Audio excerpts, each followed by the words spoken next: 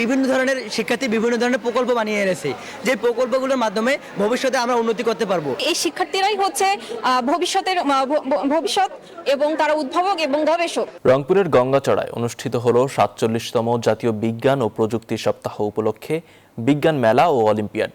উদ্ভাবন নির্ভর বাংলাদেশ গঠনে বিজ্ঞান ও প্রযুক্তি প্রতিপাদ্য সামনে রেখে 2 দিনব্যাপী এই প্রতিযোগিতার আয়োজন করা হয়।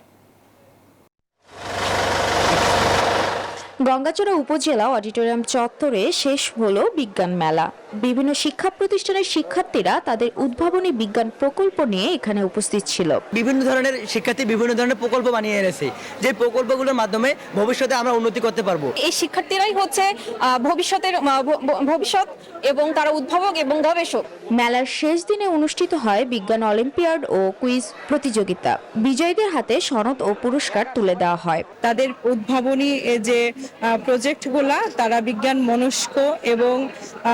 মনস্ক করতে এবং তাদের দক্ষতা বৃদ্ধির জন্যই আর কি জাতীয় বিজ্ঞান এবং প্রযুক্তি মন্ত্রণালয় এই উদ্যোগটি গ্রহণ করেছে। আয়োজকদের আশা, এই মেলা ভবিষ্যতে আরো গবেষণামুখী ও বাস্তব ভিত্তিক জ্ঞান চর্চার দরজা খুলে দিবে।